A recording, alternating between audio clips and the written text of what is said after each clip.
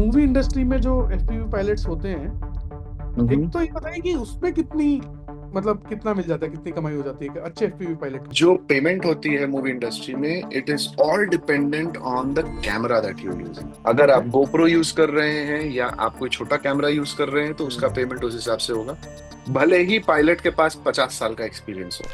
मैंने तो जब यार first time FPV drone fly किया, मेरे को तो ऐसा लगा कि यार मैं चील बन गया हूँ और जाऊंगा आज बादलों के ऊपर।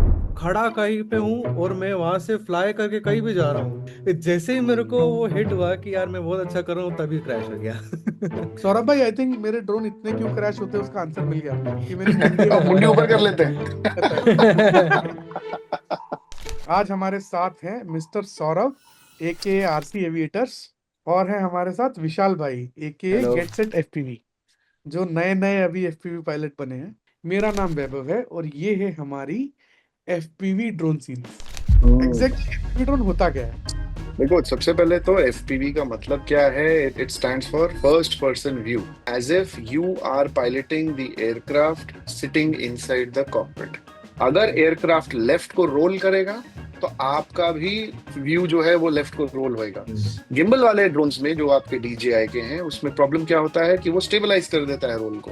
एयरक्राफ्ट भले रोल हो रहा हो लेकिन आपका व्यू एकदम स्ट्रेट रहेगा, तो आप फर्स्ट पर्सन व्यू नहीं हुआ वो। ये बोल रहे हो कि सिनेमैटिक ड्रोन उड़ाते हुए आपकी फटती नहीं है और एफपीवी ड्रोन फ्लाई करते हुए आपकी थोड़ी सी फटती है। मैंने तो जब यार first time FPV drone fly किया, मेरे को तो ऐसा लगा कि यार मैं चील बन गया हूँ और जाऊंगा आज बादलों के ऊपर। विशाल, एफपीवी ड्रोन्स के साथ तेरा फर्स्ट इंटरेक्शन कैसे हुआ, कैसे पता चला एफपीवी ड्रोन्स के बारे में? स्टार्ट तो ऑब्वियसली सोशल मीडिया के थ्रू ही हुआ, इंस्टाग्राम के थ्रू। और जो पायलट हैं जिसको देख के, जिसका कंटेंट को देख के मैंने स्टार्ट किया था, वो जॉनी एफपीवी। उनके जो वीडियोस वगैरह को देखा था तो एकदम से वीडियोस को देखते ही एक क्यूरियोसिटी हुई थी कि यार ये शॉट कैसे लिया है।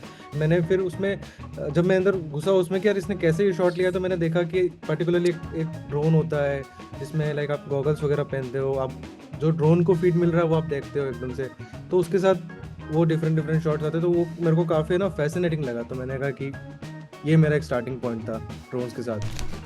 वैभव भाई, कई लोगों ने बोला है कि जैसे जब वो फर्स्ट टाइम एफपीवी करते हैं ना, तो उनको बहुत ही गिडीनेस होती है, सर दर्द होता है, घूमता है। कुछ ऐसा हुआ आपके साथ पहली बार जब आपने किया? सर दर्द वगैरह तो इतना खास नहीं हुआ, पर मैं ऐसे टेढ़ा हो गया था। लाइक लाइक अब थोड़ा सा फ्लाई करते हुए स्टेबली फ्लाई कर लेते हैं जैसे जैसे आई थिंक एक्सपीरियंस बढ़ता है। बट आई थिंक आज भी मेरे को जनरली, अगर मेरे से प्रेफर करो, आई थिंक ये सबका अपना अपना प्रेफरेंस होता है कि एफपीवी फ्लाई करते हुए कुछ लोग आई थिंक बिल्कुल खड़ा होके फ्लाई करना पसंद करते हैं। आई थिंक जैसे सौरभ भाई आप, हाँ हाँ मुझे जनरली हाँ। पसंद है कि किसी चीज के अगेंस्ट बैठूं, या तो बैठ जाऊं या फिर किसी सपोर्ट चीज लेके, का सपोर्ट लेके। सपोर्ट लूं, लेके बिल्कुल। ताकि, क्योंकि कई बार आप मुश्किल शॉट्स लेते हो ना, जब लेट से आप पावर लूप्स वगैरह मारते हो, पावर लूप्स हो गए या फिर हाई रोल्स हो गए, कंसंट्रेशन इतना बढ़ जाता है। कंसंट्रेशन इतना बढ़ जाता है कि कई बार ऐसा लगता है कि आप गिर जाओगे। एक बहुत कॉमन सी चीज होगी जो आपने देखी होगी, आप दोनों ने देखी होगी, जितने भी एफपीवी पायलट्स हैं, जब वो एफपीवी फ्लाइंग करते हैं गॉगल्स पहन के, और जब वो फ्लाइंग कर रहे हैं, उनकी मुंडी हमेशा नीचे हो जाती है। देखा? हाँ। ये चीज ना गॉगल्स मैन्युफैक्चरर ने नोट करी है। ये एक एंगल पे रहता है हमेशा। ये देखिए, ये साइड पे एक एंगल रहेगा, ताकि जब आपकी मुंडी नीचे हो तो ये सीधा हो जाता है। Oh nice. सौरभ भाई, आई थिंक मेरे ड्रोन इतने क्यों क्रैश होते हैं उसका आंसर मिल गया अपने को कि मेरी मुंडी अब मुंडी ऊपर कर लेते हैं। शादियों में भी तो काफी ही यूज होने लगा है ना एफपीवी ड्रोन्स का भी। घोड़े के ऊपर से, दूल्हे के नीचे से, वो रैंडम शॉट्स लेते हैं जहां तक मुझे लगता है। वो वो होता तो रैंडम रैंडम शॉट्स। शॉट्स ही है कि अगर आपकी वेन्यू काफी ग्रैंड है या फिर आपने डेकोर पे काफी लाइक खर्चा किया है कि हाँ आपको उस पर्सपेक्टिव से दिखाना है और पता है कि हाँ लाइक पूरा पायरोज वगैरह चलेंगे, तो उसको पूरे एक डायनामिक ड्रोन शॉट में कैप्चर करने के लिए एफपीवी शॉट बहुत बेस्ट होता है। 500 रुपए के फायरवर्क के चक्कर में लोग 1.5 लाख का ड्रोन रिस्क पे लगा दे रहे हैं। ऐसा और कितना क्रैश पैसा भी बन होते जाता हैं, है? क्रैश भी बहुत आदि होते में हैं। कितना एक पैसा बन जाता होगा ये एफपीवी पायलट्स का? आई थिंक उदयपुर मैंने की पूछा है, बहन शादी की बात करें। मैंने फ्रेंड से पूछा है लाइक एक वेडिंग में एक बंदे को हमने हायर किया था, वो आई गेस दिल्ली से था, उसने 25K पर डे लिया था। और भाई दूसरी तरफ, ये तो शादी वाली बात हो गई, आई थिंक इतनी बड़ी इंडस्ट्री है। दूसरी तरफ एक बहुत बड़ी इंडस्ट्री है राइट, फिल्म इंडस्ट्री, जहाँ पे आप आई थिंक कितना 16 साल से आप ड्रोन हम्म, पायलट कर रहे हो? 15 साल, या 2010। 15 साल से। आप जनरली कौन से इक्विपमेंट्स फ्लाई करते हो सौरभ भाई? यूजुअली तो हम लोग DJI फ्लाई करते हैं। The reason is the quality of the video जो हम लोग को चाहिए होता है या जो एक्सेप्टेबल होता है फिल्म इंडस्ट्री में, वो DJI के अलावा और कोई प्रोवाइड नहीं कर पाता। मोस्टली इंस्पायर सीरीज रहता है, नहीं तो DJI के हैवी लिफ्टर्स हैं, जैसे रेड कैमराज हैं, एरी कैमराज हैं। कोमोडो इज स्पेसिफिकली डिजाइंड, जो रेड ने किया है वो स्पेशली FPV इंडस्ट्री के लिए ही किया है। और एफपीवी में आई थिंक गोप्रो भी यूज होता है राइट? गोप्रो भी तो आप माउंट करते हैं ना बहुत सारी मूवी। FPV में तो एक्शन कैमरा ही लगेगा। अगर आप छोटा FPV उड़ा रहे हैं तो 5 इंच वगैरह में जो भी हम यूज करते हैं, 3.5 इंच से 5 इंच तक, उसमें यूजुअली एक्शन कैमरा ही लगते हैं। रेफरेंस 5 इंच एफपीवी ड्रोन या ऐसा दिखता दिस इज द 5 इंच। हाँ, 5 और इंच 3.5 इंच अगर आपको देखना है तो is a Polydor। Something like this. हाँ, और फिर दिस एक इज और तरह का ड्रोन होता 3.5 है इंच। जो छोटू Tiny होता Whoop। है, कि हमारा प्यारा सा टाइनी वूप, इसको Tiny घर में Whoop। उड़ाओ, हाँ, घर पे उड़ाओ। जहाँ पे इवेंट्स ऐसे हैं या जहाँ पे ओकेजन्स ऐसा है जहाँ पे आपको पब्लिक या प्राइवेट प्रॉपर्टी के ऊपर उड़ाना है, इट इज रिकमेंडेड कि आप वूप्स उड़ाएं, क्योंकि उसके चारों ओर थोड़ा प्रोटेक्शन है। तो जहाँ पे आपका डैमेज 100% होना होगा, वहाँ शायद 20% ही डैमेज होगा। मूवी इंडस्ट्री में जो एफपीवी पायलट्स होते हैं, एक तो ये बताइए कि उसमें कितनी, मतलब कितना मिल जाता है, कितनी कमाई हो जाती है कि अच्छे एफपीवी पायलट को, अगर एक्सपीरियंस्ड भी है और ठीक ठाक बजट की मूवीज भी हैं।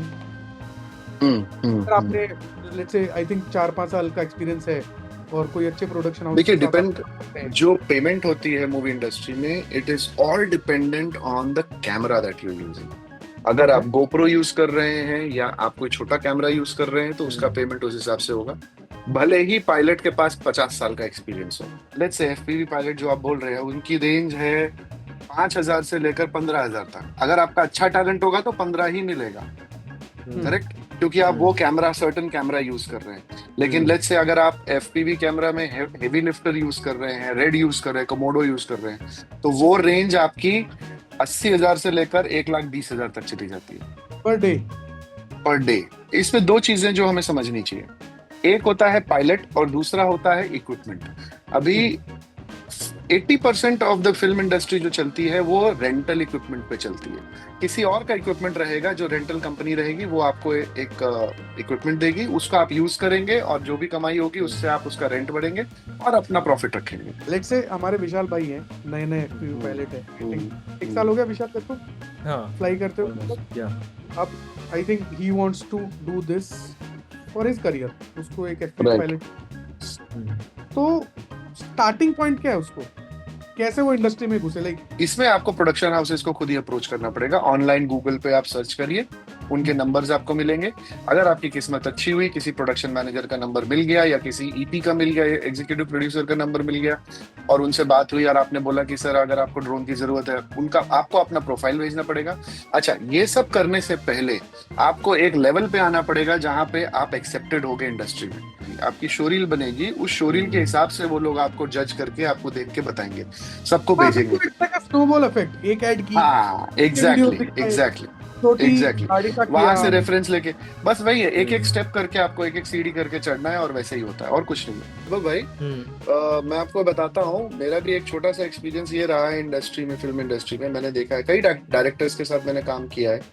मैंने एक चीज नोट करी है कि जो डायरेक्टर्स पहले अपने प्रोफेशन में एडिटर्स रह चुके हैं, कई डायरेक्टर्स हैं जो एडिटिंग से डायरेक्शन में आए हैं, तो एडिटिंग के बाद जब आप डायरेक्शन में जाते हो ना, तो आपका जो विजन होता है ना, वो एकदम शार्प एंड क्लियर रहता है। शार्प एंड क्लियर मतलब आपको कौन से शॉट्स लेने हैं, आपको एग्जैक्टली पता रहता है कि आपको क्या शूट करना है। और इसमें जहां actually आपको वो एक शॉट opinion है। मिला, अभी ये मुझे बताइए कि how is it beneficial for you as an editor to visualize yourself what you should be flying and how you should be flying and how should you be structuring your shots while you're flying।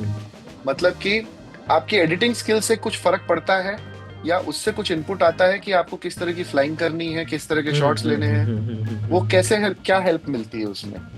बिल्कुल, देखो edit से मेरे को ना, जब भी मैं fly करता हूँ तो मेरे माइंड में वो एक ना पूरा पर्सपेक्टिव बन जाता है कि अगर मैं ये इस टाइप का शॉट ले रहा हूँ तो ये, जैसे आज कोई अगर ट्रेंड चल रहा है कि ये म्यूजिक का आज ट्रेंड चल रहा है, तो किस टाइप के शॉट्स लेने, अगर वो हाई पेस शॉट्स है या कोई रिवीलिंग वाले शॉट्स है, या मैंने किसी क्लोज गैप के अंदर से कोई ड्रोन को निकाला, या पर्टिकुलरली कोई भी मैंने अगर शॉट्स लिया है, तो जब भी मैं एडिट टेबल पे बैठता हूँ तो मेरे लिए काफ़ी इजी हो जाता है, वो शॉट्स सेलेक्ट करना काफ़ी इजी हो जाता है। तो आई गेस वो मेरा जो एडिटिंग स्किल्स है वो मेरे को काफ़ी हेल्प करता है उस पॉइंट पे। पायलट्स भी दो तरह के होते हैं, जैसे विशाल ने बताया ना, I think Vishal is of the first kind, जो एडिटर है और जो फाइनल वीडियो के हिसाब से शॉट्स लेता है, ठीक है। राइट।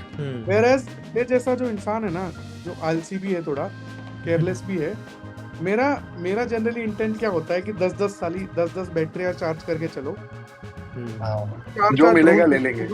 तो पहले की तो शुरू की 4-5 बैटरीज वेस्ट करो टू सी द प्लेस, और जितने एंगल हो सके उतने एंगल जितने आते हैं, जितना मेरा स्किल है, लूप मारना है, यूटर्न मारना है, गैप निकालने, जो भी जगह हर एंगल से शॉट ले लो।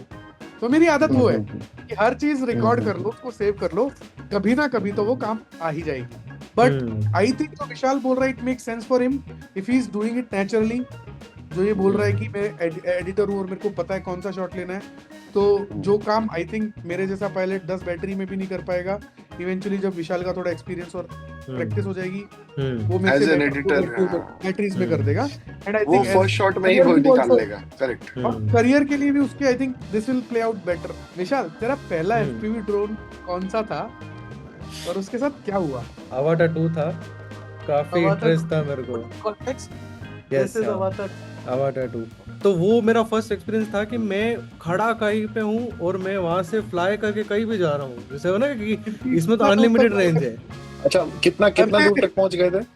मैं ऑलमोस्ट, आप मानोगे ना, 2 से 3 किलोमीटर तक तो दूर था आराम से। अभी मैं उससे और ज्यादा हो सकता हूँ, और ज्यादा हो सकता हूँ। जैसे ही मेरे को वो हिट हुआ कि यार मैं बहुत अच्छा कर रहा हूँ, तभी क्रैश हो गया।